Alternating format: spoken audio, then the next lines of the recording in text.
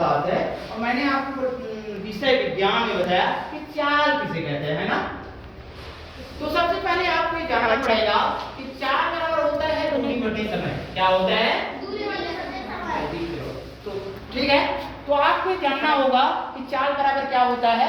दूरी बटे समय। ठीक है ना।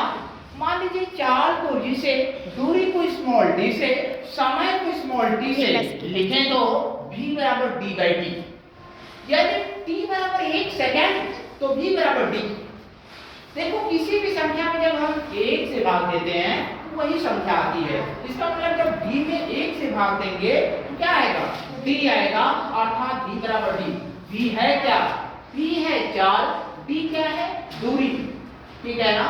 तो दूरी कह रही है कि हम भैया चाल हो जाएंगे, हम चाल के बराबर हो जाएंगे, लेकिन कब? जब समय का मान 1 सेकंड होगा तब। इसका मतलब ये हुआ कि कोई वस्तु 1 सेकंड में जितनी दूरी चलती है उसे उस वस्तु की क्या कहते हैं? चाल कहते हैं।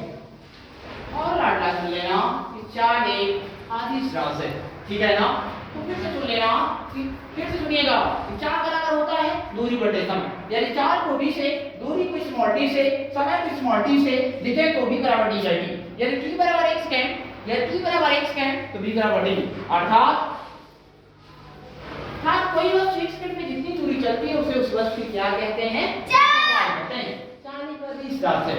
नोट नंबर 1 आपको याद होना चाहिए कि चाल बराबर होता है दूरी बटे समय। नोट नंबर 2 याद होना चाहिए, कोई वस्तु या हम 1 सेकंड में जितनी दूरी चलते हैं वही हमारी क्या है? चाल है। नोट नंबर 3, चाल एक आदिश राशि है। ठीक है, कितने लोग समझ में आया? एक साथ जरा हाथ उठाएं, कितने लोग समझ में आया? वेरी गुड, बहुत अच्छा।